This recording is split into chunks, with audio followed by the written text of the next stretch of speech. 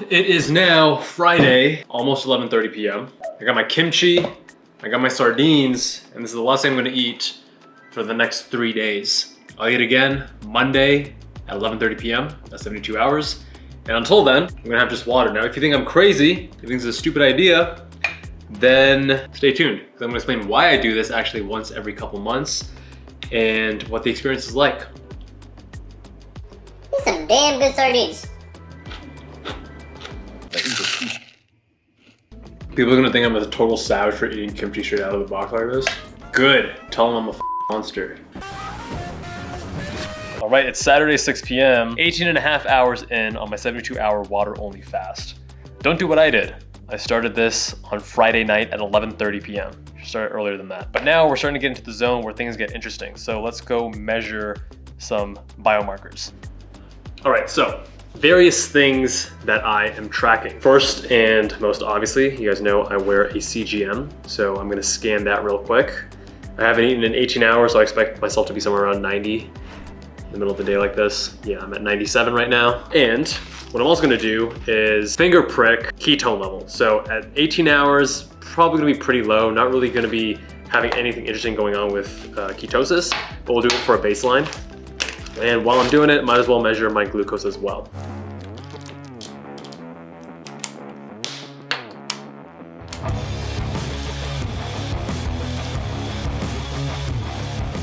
All right, so my glucose, 97, exactly the same as what my CGM says. And now ketones, 0.8, and I'm at hour roughly 18 and a half right now. Now to get the most benefits from doing this water only fast, I wanna get into ketosis as fast as possible. So what I'm gonna do is go upstairs, get on the indoor trainer, the cycling trainer, smart trainer, and do that for about an hour, and then we're gonna check again. I'm expecting that, given the exercise, my glucose will rise, but I'm also expecting my ketones to rise. I generally try to do some cardio, like cycling, at the beginning of my fast, because what you're trying to do is deplete your glycogen stores. That's gonna get you into the state of ketosis and all the good things that happen from fasting. So we're talking about autophagy, inhibition of mTOR, activation of AMP kinase, all that stuff. And sometimes people ask me why I do this. I'd say number one is the health benefits associated with water-only fasting. And this is not medical advice. This is informational purposes only. No doctor-patient relationship is formed. This is just me documenting my experience fasting, okay? It's not medical advice. I'm not saying you should or should not do this. Speak to your doctor. So beyond the health benefits that I perceive, the other thing too is that I think it increases mental resilience. Now when I'm on a plane and they're passing around the junk food and I'm really hungry, the pretzels, the sugary peanuts, whatever, it's a lot easier for me to say no. Or I've been tightening my diet recently and going to sleep a little bit hungry now, it's not really a big deal because I'm okay with that slight discomfort of hunger. So let me knock out this workout real quick and then I'll tell you some more. Okay, that workout was definitely not as intense as it should have been. I was having some issues with my smart trainer. I'm not sure if that's gonna actually make much of a difference. I don't think that cycling session is really gonna deplete my glycogen stores as much as I would have liked. Ketones are at 0.4, which is lower, and glucose is 92. Again, it's early on in the fast, and I didn't push myself that hard, so the fluctuation with both ketones and glucose is pretty much expected. I'm not sure if I even pushed it hard enough to get a little rise. Normally if I exercise either with cycling or strength training at a moderate to high intensity, I do see a rise. Yeah, it raised a little bit past 100, but now it's coming back down to 90s. So a couple common questions come up when it comes to water only fasting for multiple days. One is, do I feel hungry? And yeah, obviously you feel hungry, but I'd say that the hunger, so we have some hormones that modulate our hunger and satiety. Ghrelin, leptin are the two main ones. And your ghrelin tends to increase or spike before meals. It's your hunger signaling saying, hey, it's time to eat. And a big part of that is actually not based on your energy state in your body, but more a function of your circadian rhythm, your habits. When do you normally eat? So when I first started doing time restricted feeding and I started skipping breakfast, I would feel really hungry in the mornings around breakfast time. But now that I haven't had breakfast in a long period of time, I get hungry around lunchtime, which is when I have my first meal.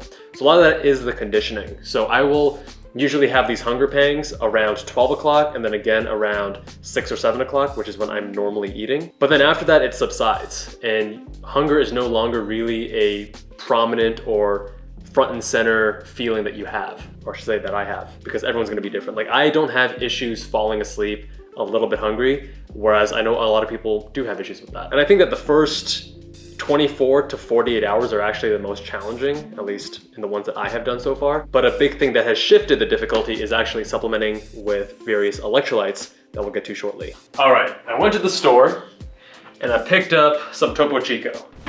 Peter Attia, who I've learned a lot of fasting from, swears by this stuff. Having sparkling water in the middle of a fast, totally fine. And I've been doing Kirkland sparkling water from Costco, and I love this stuff. I drink it like it was candy.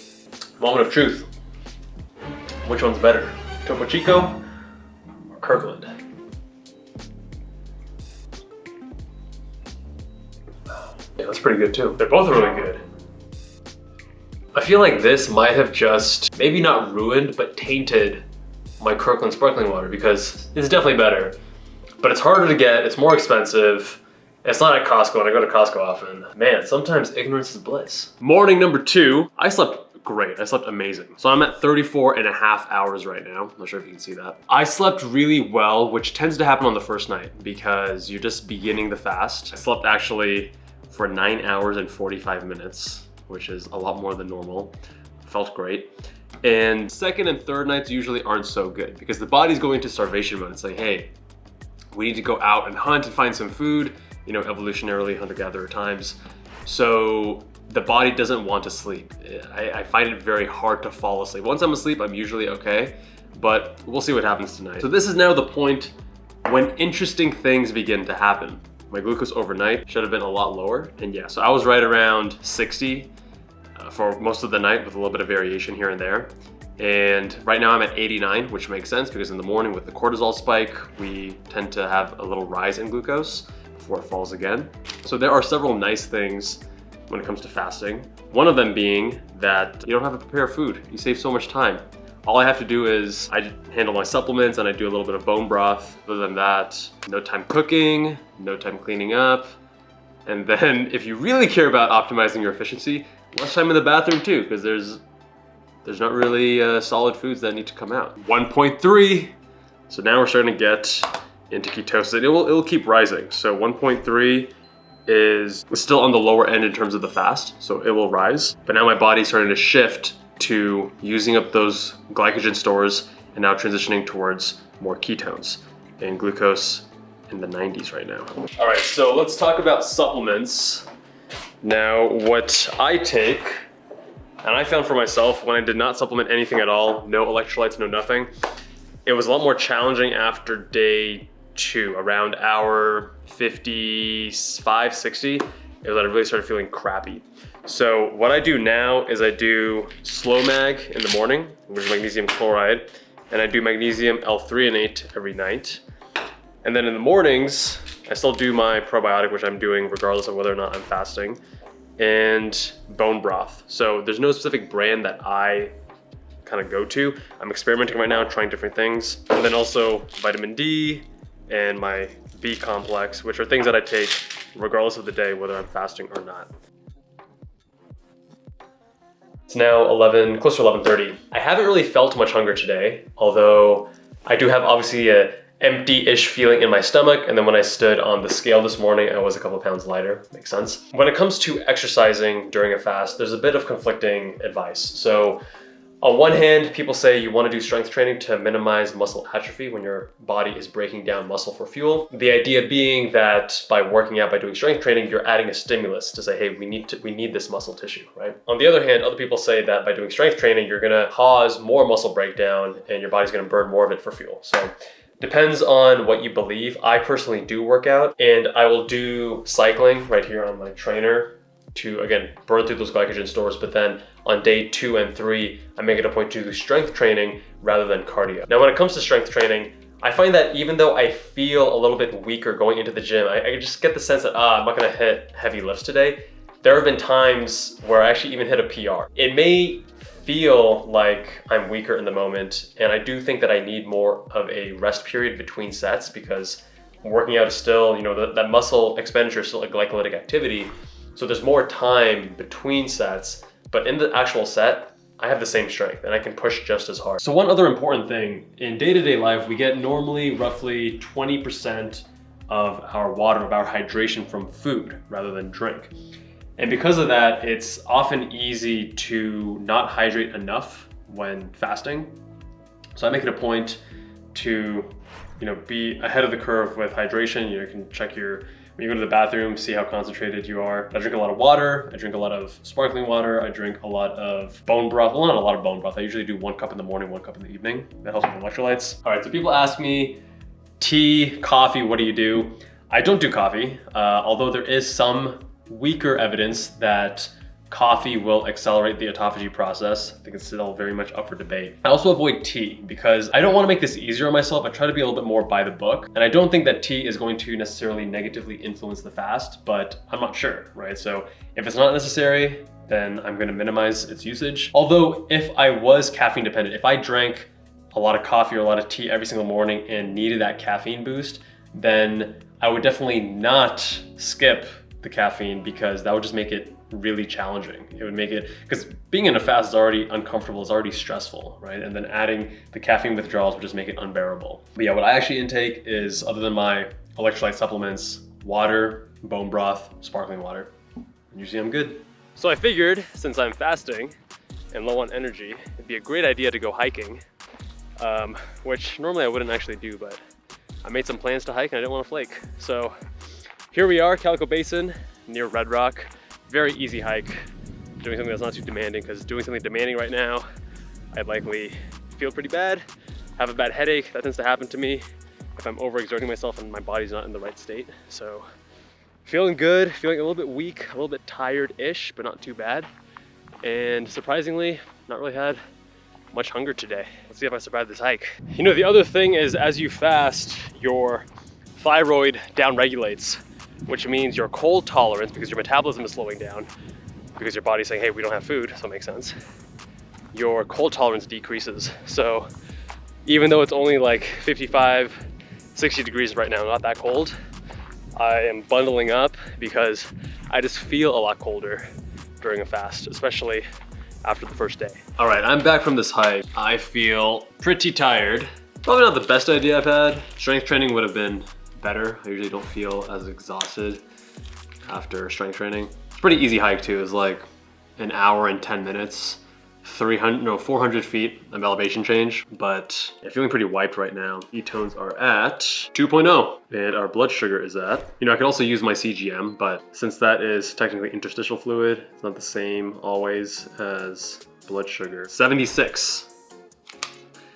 And according to my CGM, 74. It's now Sunday at 4:20 p.m. I'm gonna try to get a little bit of work done, but probably gonna call it a night early and hope that I can get more done tomorrow. All right guys, we're now at hour 45, but after coming home, relaxing a little bit, doing some work, I feel a lot better. Cold tolerance is definitely decreasing even more. I'm like wrapped up, bundled up. It's 70 degrees inside, but still feel really cold. Normally when I do prolonged fasting like this, my ketones get to around 3.5. 3.4. Looking good. I got to use a deeper setting next time because of the vasoconstriction from me feeling cold. Not getting that much blood from the finger stick, but just enough to make it work. And we're at 71. It's 2:30 right now and I just woke up. I normally sleep through the night, but second night on a fast, body is in starvation mode. Wake up with a faster heart rate, tachycardia. Now I feel fine, but I'm up, which is kind of annoying. This is sometimes why I cut fast short. Ketones are at 3.9. Huh? Glucose is at 142. According to my CGM, I'm at 60. 145, that's strange. Try another perk. Okay, 64. That's more expected. All right, so I'm gonna try going back to sleep. Oh my, what a night. So I finally got back to sleep and woke up again like 2 hours later because of a nightmare, and then went back to sleep again, and now I got up around 8:30. So I still slept like 8+ hours, although I was in bed for a lot longer than that. How do I feel? I feel pretty tired right now. I have a meeting in 5 minutes. I don't feel like at peak mental performance for that meeting. Ketones are at 4.8 and glucose is at 71. And let's just cross-reference that with the CGM. This one says glucose 51. So again, this is a big reason why I tend to do this not on work days. Ideally, I would have started this Thursday night and then ended it at Sunday, because the first day isn't so bad. So then I could still have been productive on Friday. And then I don't care about being as productive on Saturday, Sunday. But now it's Monday and I'm supposed to have my first bite at 11:30 p.m. tonight. And if I'm being honest right now, I don't feel like I'm gonna last that long because, well, first of all, I don't wanna eat a lot of food at 11:30 p.m. at night. It's gonna disrupt my sleep. I'll probably have dinner tonight around 7 p.m. So I will be cutting it short by a few hours. But yeah, sorry guys. Don't think I can make it all the way to 72. Okay, had a pretty good, productive meeting, and I'm feeling a lot better. I think there's a little bit of a slump early in the morning. And I did take some bone broth, some supplements, specifically magnesium, and I wonder if that has shifted the needle in making me feel better. Because I've actually noticed once I started, like at the beginning, I didn't even supplement electrolytes on these shorter fasts because like, it's only 36, only 48, whatever hours. I would generally feel not so good towards the end. Once I started supplementing with electrolytes in the form of specific magnesium supplements plus bone broth, feel a lot better. Maybe part of the issue I wasn't feeling good is I needed to increase that. I'm not sure.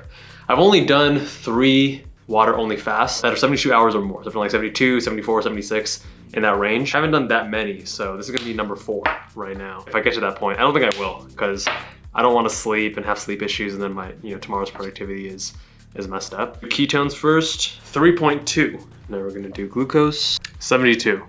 Nice. One thing to note though is that your stomach shrinks, right? When you haven't eaten in a couple days. You can't just go pig out. So what I actually will sometimes do is have a little bit of a snack, maybe some blueberries, maybe some cooked veggies before I have my full-on meal. And we'll see whether I do that or not today. Trying to go more with the flow.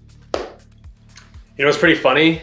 I have already gone through all 12 bottles as of this morning of the Topo Chico. So now I'm back to drinking my Kirkland sparkling water. Still good, but yeah, I'm definitely spoiled now by Topo Chico. It's a Monday, a work day, nothing too exciting here. Just cranking on work. I'll keep you guys updated. And we're currently at 61 hours.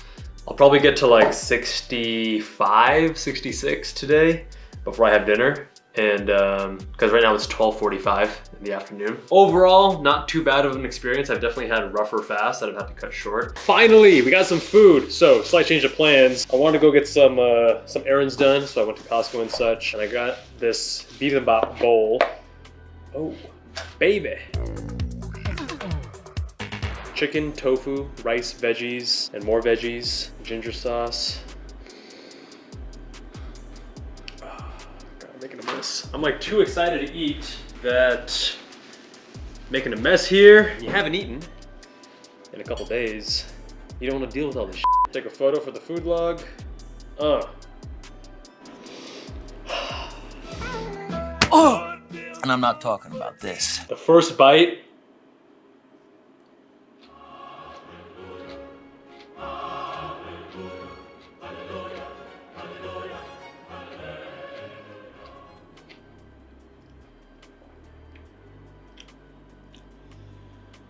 Makes you realize what we take for granted. Obviously, this is not going to be the only thing I eat after breaking a 72.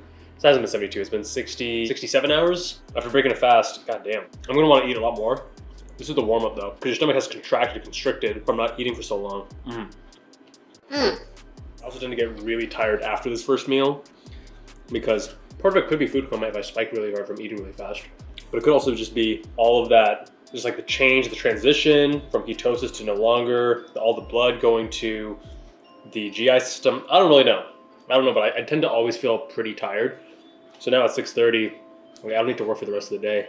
Let's talk about some of the things I learned, some of the things I liked, didn't like, what I'm gonna do differently. So first of all, These fasts I plan on doing once every 2-ish months. I'm gonna do it more frequently when I'm trying to cut and lose weight, and do it less frequently when I'm trying to bulk and gain weight, gain muscle mass. I had more sleep issues than normal this time.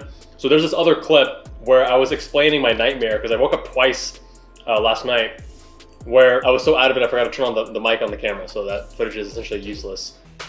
But I think what has made my sleep worse this time is that I've been sleeping late. So most nights I'm sleeping like midnight, waking up around 8, something around that. So now with the fast, I'm feeling tired, I'm going to sleep earlier. And then if I'm sleeping at 10 and trying to wake up at 6, my body, the circadian rhythm hasn't been consistent for some period of time, and therefore my sleep is more fragmented. And I've noticed that even when I'm not fasting, that if I am shifting my sleep a lot earlier, suddenly by like more than an hour, I am much more likely to wake up in the middle of the night. So doing that in the middle of a fast, not good. Another thing was starting the fast at 11:30. So on Friday, I ate a very, very light dinner and then went to a comedy show, came back and was starving.